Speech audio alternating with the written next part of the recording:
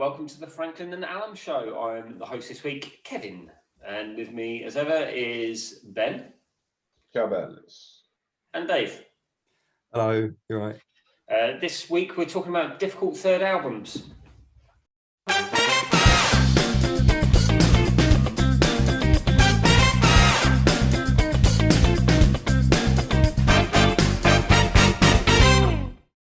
This is it. This is episode 10. This is the last one of the series, isn't it? Of these top threes. Cool. How have you been? What's been going on? Busy, working hard. Or hardly working. Brilliant. You. Did anybody see? Go to Dave. Did anybody see the video, the drone one-shot video going through the bowling alley? Yeah. Everyone's gone nuts for it, haven't they? Saying this is the future of Hollywood, and this is the future of bowling alley camera work. Yeah. Big Lebowski would have been a very different film. everyone went crazy for it. Well, I say everyone. A few people reports. did, yeah. Bowling enthusiasts and Yeah. drone. Bowlers, cameramen, and drone operators. Should we get into it then? I just want to say, actually, some sad news today. Sports fans. Marvelous Marvin Hagler died today. Very sad. So I've seen all over social media people posting the clip, the first round of the Hagler-Hearns fight. Just hard to describe that. It's ferocious. Yeah, terrible shame. How old was he?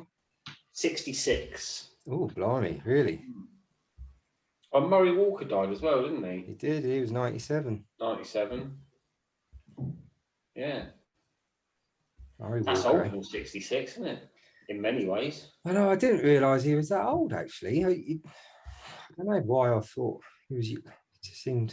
I was quite shocked when they said he was 97. I was like, oh. I agree. I wouldn't have put him at 97. Yeah.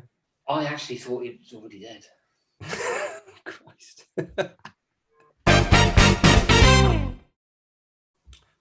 Right, should we get going then? Yeah, go on. So, difficult third albums. Yeah, the cliched, difficult third album. How do we find this? Difficult, easy? I found it easy to find, select albums, but hard to get it down to three after that, because there's a lot that I think are considered classics. They're considered genre defining. Yes, and a lot that are in my collection, so I found it quite hard to narrow down, but I did. Who wants to go first then? Dave? Oh, go on then. So round one. Round one. Ding ding, my first one. I've gone for Metallica, Master of Puppets. Classic album, 1986. So at the time there was probably were riding fairly high off their first two albums.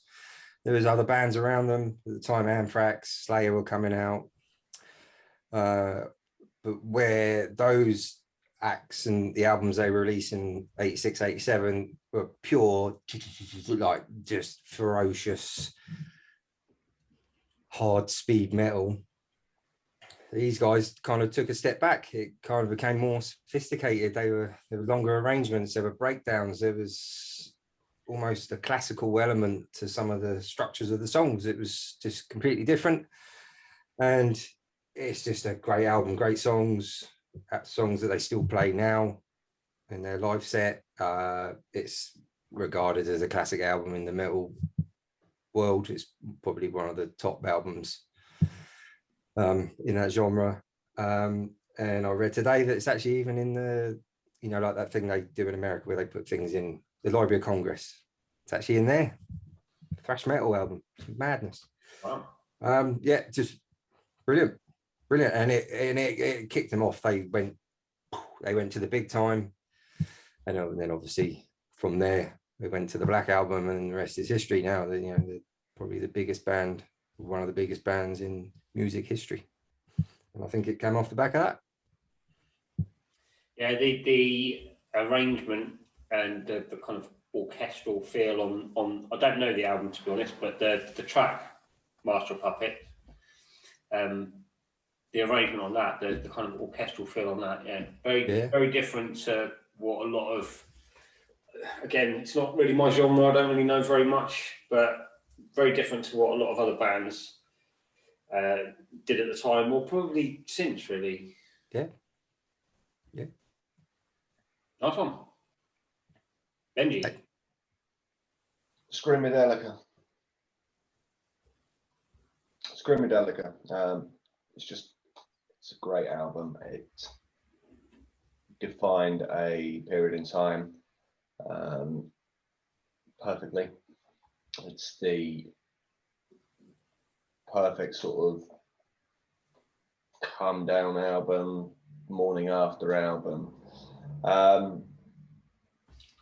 Just it kind of typified that hark back to the 60s that we talked about like previously with the Roses and what was going on with rave culture and dance culture and all that sort of stuff.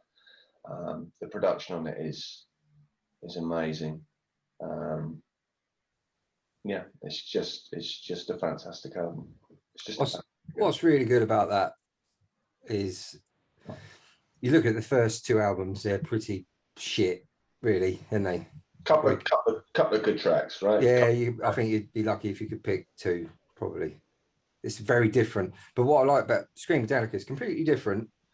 And like you say, it nods to the past, but also it's so futuristic.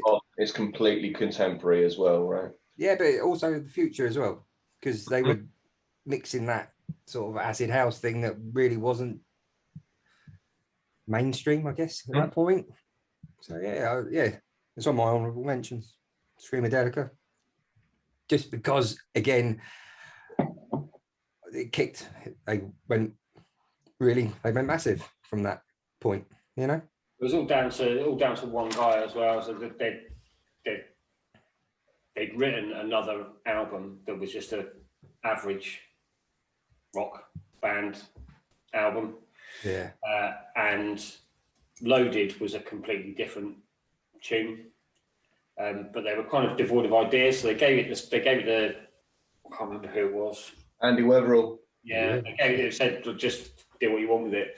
So he basically remixed it, but he only really kept one bit. He kept like 4 bars or something and just remixed and used loads of samples and stuff. And gave it to a DJ, and that DJ would play it in clubs and it would just go. Yeah. The crowd would go nuts for it every night. So, but that eventually got back to the band that I play this every night, and people just go mental for it. So it completely, they almost had nothing to do with the direction they went in. They were kind of forced in that direction because of what somebody else had done. So they rewrote the third album. They rewrote it, and that's what Screamadelica became. What they had originally written was nothing like that, just another rock album. So they got really, really lucky by some genius production of one song, remixing and sampling of one song that just caught the mood at that time. Yeah, it's a bit like Pills, Thrills and Bellyaches, isn't it? Good choice, that. I toyed with that. My one. I've got to go to my notes. OK Computer. Radiohead. The Bends, the second album, was huge. It's a massive album. It made them a household name pretty much. It kind of they become this massive band after the Bends. And it would have been really easy, to what you were saying before the show started, Dave, it would have been really easy just to try and rewrite that. To try and rewrite that album again, or something in the same vein, more very guitar based, very standard rock based, album, but they didn't. They did something completely different. They used lots of different recording techniques. They used different samples. They started to introduce a bit of electronica into their songs, which would kind of create a bit of a foundation for some of the albums that they would then go on to do. It wasn't expected to do much, but again, it just kind of caught a mood. There was something different. No other band were making albums that sounded like OK Computer at the time. No other bands were producing songs, creating songs like Paranoid Android, which is like a piece of music in three distinct movements. Other bands, no other contemporary bands, or their contemporaries, were making music like that. And it's not just that it kind of escalated them from beyond that point, but it seemed to open loads of musical doors for them as a band. They went on the next two albums, Kid A and Amnesiac, were then very much more experimental. They still make some of those kind of guitar-y rock songs, but they kind of broadened their musical horizons with that album. Do you think that's the album that, you know, like they say, In Utero is the album that Nirvana wanted Nevermind to be? Do you think that's the same for them, where they wanted the Bends to go? Or do you think it was just because they almost like three different bands for three different albums? Yeah, isn't it for them? Those, yeah. Yeah. The first three albums are, but you know, I mean, since then, if you look at album to album, they kind of change musically every album. They don't kind of follow the same trajectory. I mean, they might make a couple of albums that do, and then the next one will be completely electronica. Yeah, there'll be no guitars on it at all, you know. And then they'll make another kind of more guitar-centric album.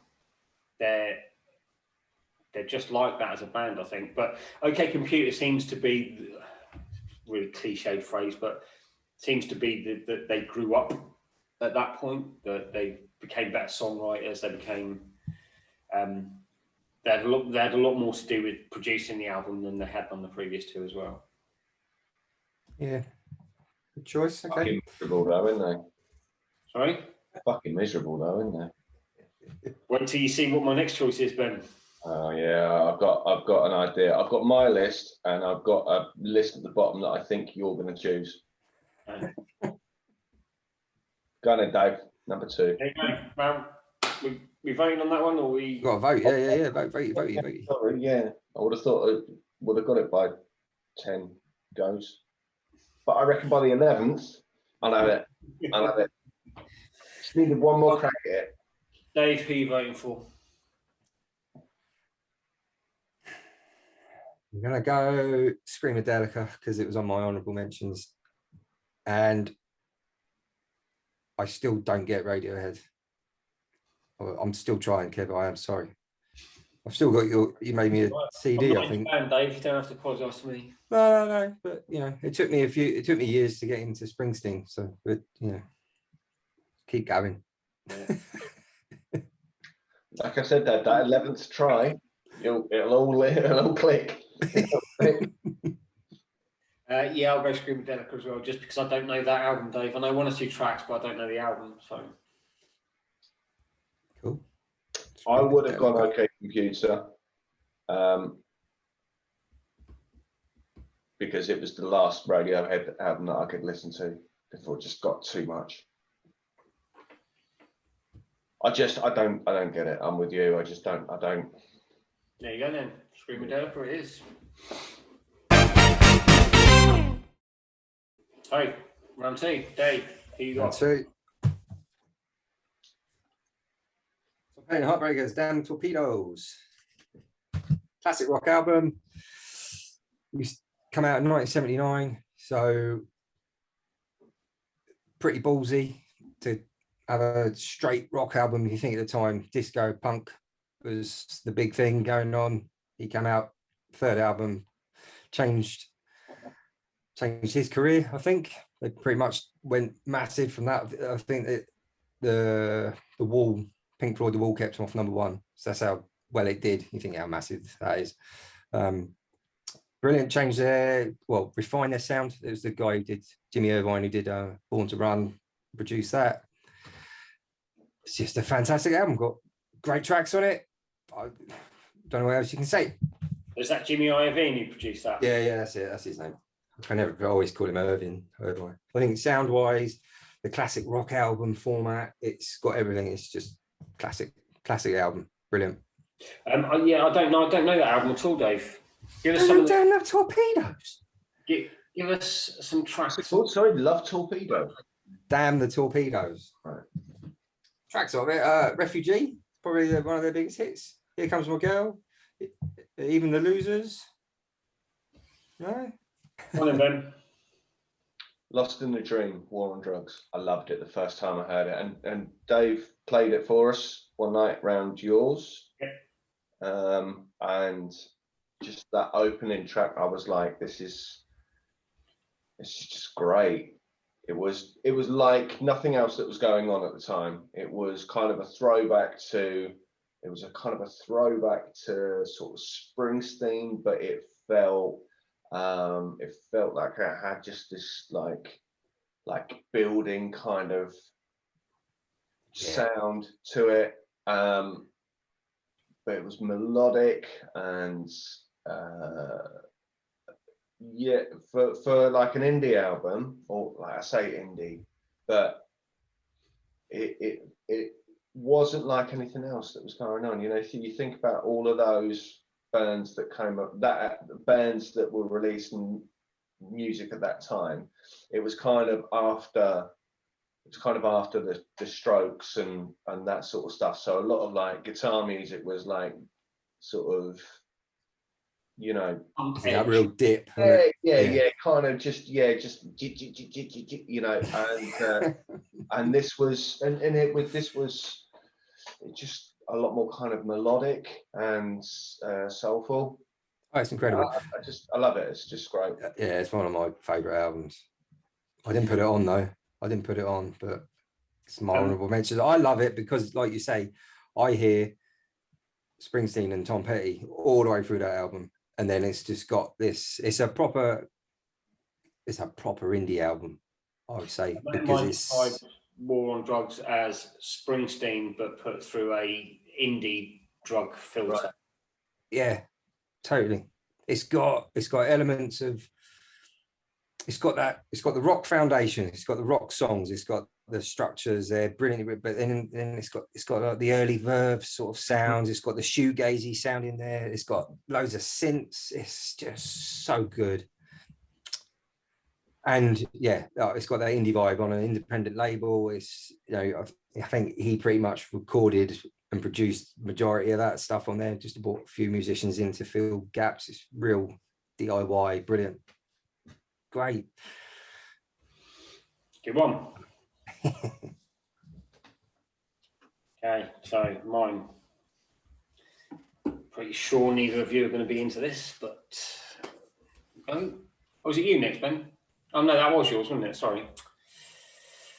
The Queen's Dead, Smiths. Yeah, I knew I got that on my honourable mention. I knew you would choose this. I think I know your third one. I think I know your third one as well. You do. The opening track, the title track, Queen is Dead, is just a blistering pop song, really. It just comes kind of, the album just kind of comes flying out the gate at you with that song. And any album that has a lyric that I broke into the palace with a sponge and a rusted spanner. She said, I know you when you cannot sing, that's nothing you should hear me play piano. It's just fucking great. That's just a great song. Johnny Marr, I can't say enough about Johnny Marr. I've always admired him, but this last, in lockdown really, I kind of challenged myself to try and learn a few Smith songs the way Johnny Marr played them. And I cannot speak highly enough of just how inventive he is as a guitarist. Just the tunings he kind of messes around with, but the style that he plays is neither lead nor rhythm. He strums and picks at the same time. He's an evil guitar genius. And throughout that album, his playing is just fucking immense. It sounds really simple. He makes things sound beautifully simple and melodic, but there's so much going on. The levels of complexity are just so good, so ridiculously deep, and that album is just so good. There you go, Queen is Dead. Yeah, good one. He's dead. Good one. It's a classic. It's a classic. Were they massive? Were they big then though already? Yeah. So so it goes into my thinking. You see. There you go, voting time. War on Drugs for me because it catapulted them. I hadn't heard the first two albums at that point, and yeah, so it was just a massive step up in sound, production, everything. Brilliant. Yeah. Well, like I say, I don't know Tom Petty, so War's got to be War on Drugs for me. He's going to do it again, isn't he? Because you two ain't going to vote for my third choice. Hang on, let me see what's on my list so I can pick something really indie, and maybe I can pick something else that you might get a vote in. Because neither of you are going to vote for Faith No More, the real thing, are you? Because that is my third choice. Spoilers, Dave. Jesus. That is my third choice. We haven't even voted on the second choices yet. Lost in a Dream. Lost in a Dream one. I didn't hear. I wasn't listening. You just voted for it. I know what I voted for. I didn't hear what Dave said. Dave I went first. I said War on Drugs. No, I did. Oh yeah, there you go. You feeling all right? No. Can't do this before your dinner, can we? That's brilliant. Well, too hungry. It's a Sunday as well. This is normally a Monday thing. I've got too many things going on.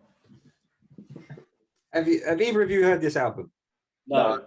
Oh, for fuck's sake.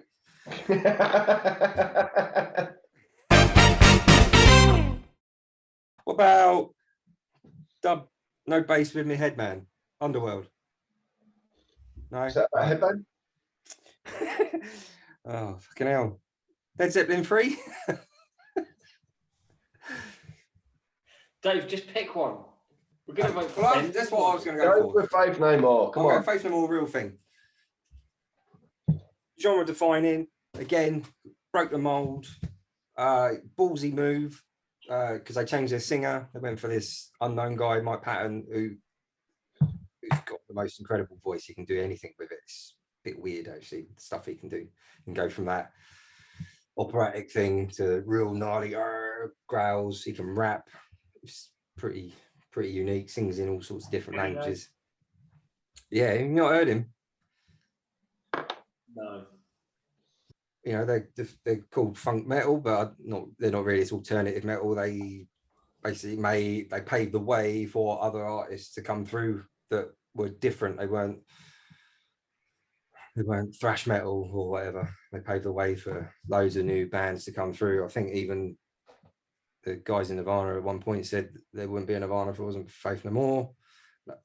Plenty of artists in music, not just in rock, they say Faith No More influenced them from rap to metal to dance acts. They're not massive selling, but I think their influence is far reaching. And this album, third album, completely different to the first two. Just brilliant. Cool. I may not have heard the album, but I like your reasoning. And Jim Martin's really cool. There's two pairs of glasses. And that's the other thing about they didn't really take anything seriously. They were just titting about. You can see if you ever want a laugh, right? Look up the Everything's Ruined video by Faith No More, and you can see they really didn't want to make a video. It's like a green screen, and they're just going in front of this green screen. It's a brilliant band. Go on, Ben. Ladies and gentlemen, we're floating into space. Oh, nice. Oh, Yeah. yeah.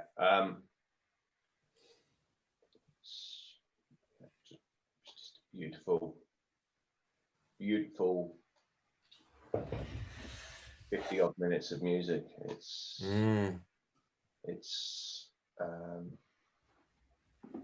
just builds and builds and builds. It has everything from rock to gospel and kind of psychedelic as well. His voice is heartbreaking. I just, you know, I can't really say anything more than that, really. It's just beautiful. This was going to be my third one, and the notes I made pretty much word for word what you just said, Ben. I started saying I almost have no words to describe this album. It's just a fantastic piece of music that kind of spreads across so many genres. It goes from real gospel blues to cacophonous jazz and like that, and back again just as quickly. It's his lyrically, it's brilliant. Broken Heart will make you cry. It's just you can feel the emotion coming through that song. The lyrics on Think I'm in Love will crack me up. I think they're brilliant wordplay. I think I'm in love, you're probably just hungry is a great lyric. And it's how complex it is, the amount of the production on it is insane. There's so much going on, but certain parts of it just sound so simple and stripped back, and it's brilliantly produced. It's a really good album. And just to repeat what I said to you last week, Dave, that wasn't part of the podcast, but he wrote this after he split up with the keyboard player. Oh yeah. Who went off and married Richard Ashcroft. So Richard Ashcroft met her, and the Verve wrote Urban Hymns. So it's like she, by doing this, she made Spiritualized a better band and the Verve a worse one. Yeah. Yeah. Brilliant. Yeah, it's a great album. But I'm gonna play devil's advocate and say all the other ones we've picked all took bands on to a next level. I'd say that this is their peak. Yeah. Yeah, but it didn't really do anything after, did it? Yeah, I bet most people who listen to this probably go, I've never heard of that album. You know. Yeah, they got progressively worse quite quickly. The albums leading up to this, first two albums were really, really good, but very, very different to this. Yeah. Really, really different to this. But they kind of went up, and then they declined quite quickly. Yeah, they did. To the point where two albums after this one I stopped buying them because they were shit. Oh man, I'm gonna go with Fear of a Black Planet. I know you would. Fear of a Black Planet. Just as a piece of social commentary, it's fucking incredible. It's Public Enemy at their finest, really, and Chuck D as a lyricist at his finest. And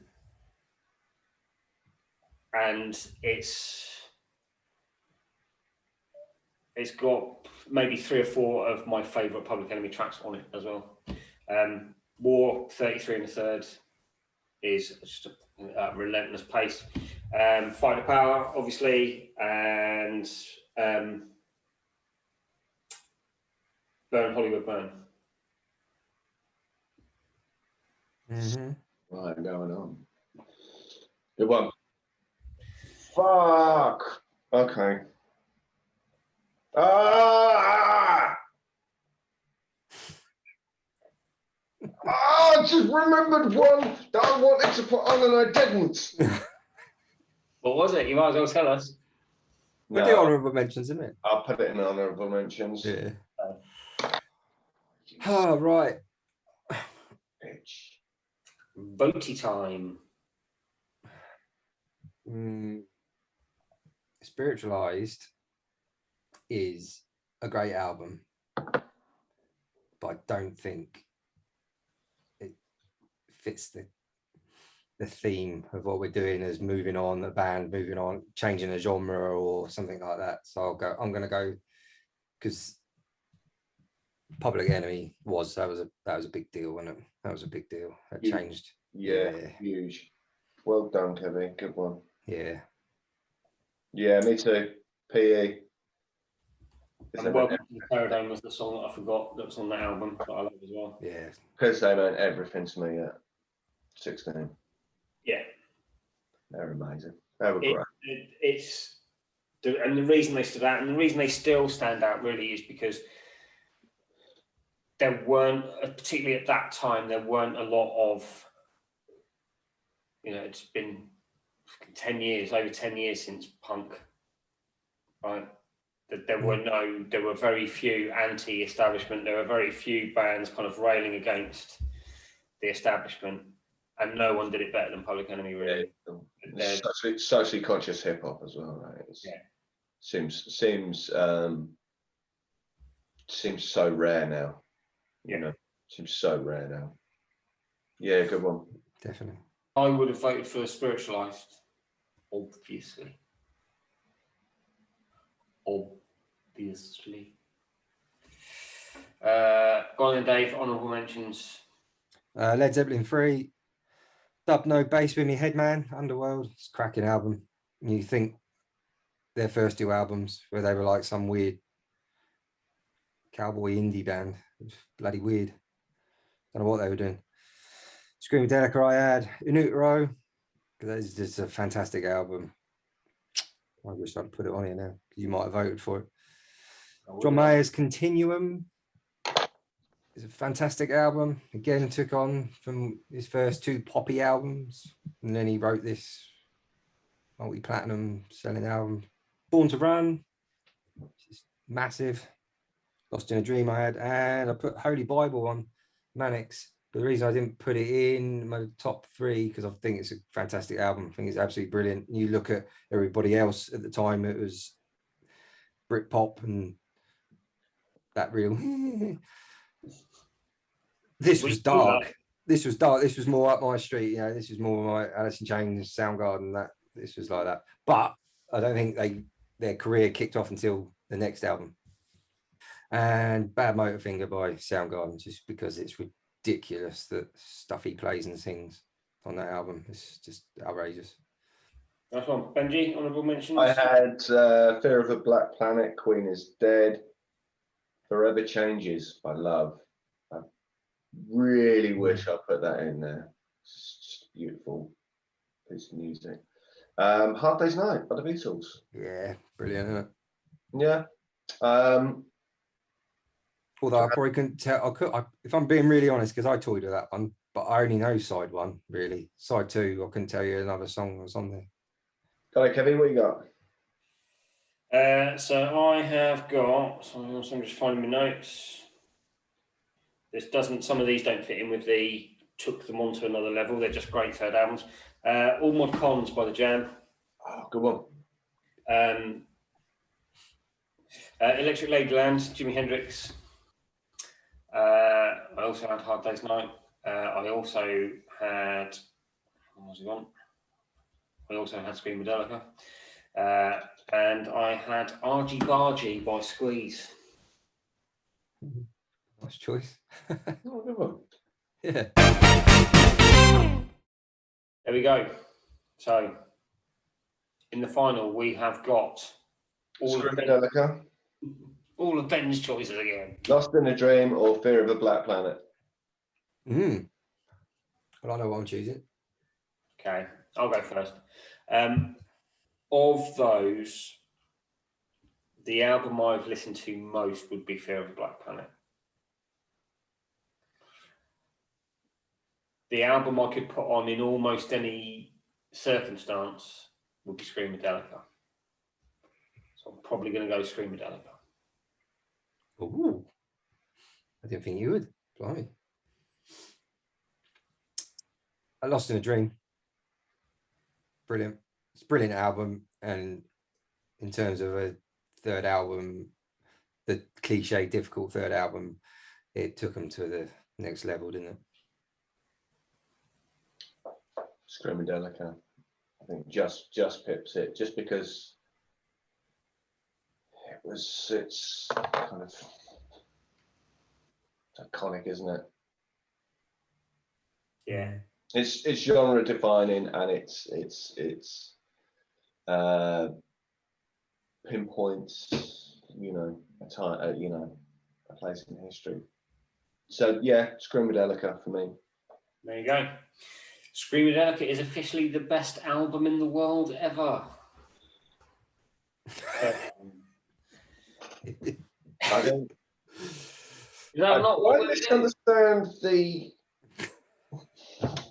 We're not doing best album. No, we're not doing best albums. No. Oh, fuck, right. This is best introduction of an album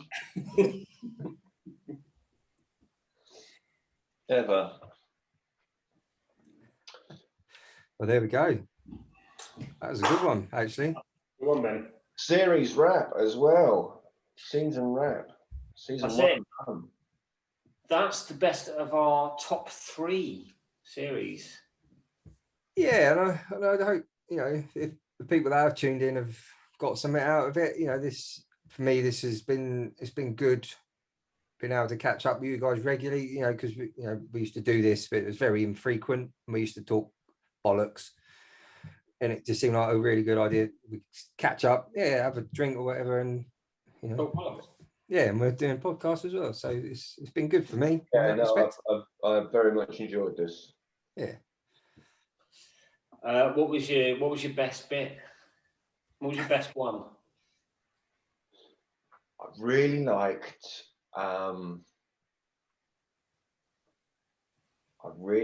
the feedback that we got after the first episode. That was my favourite bit.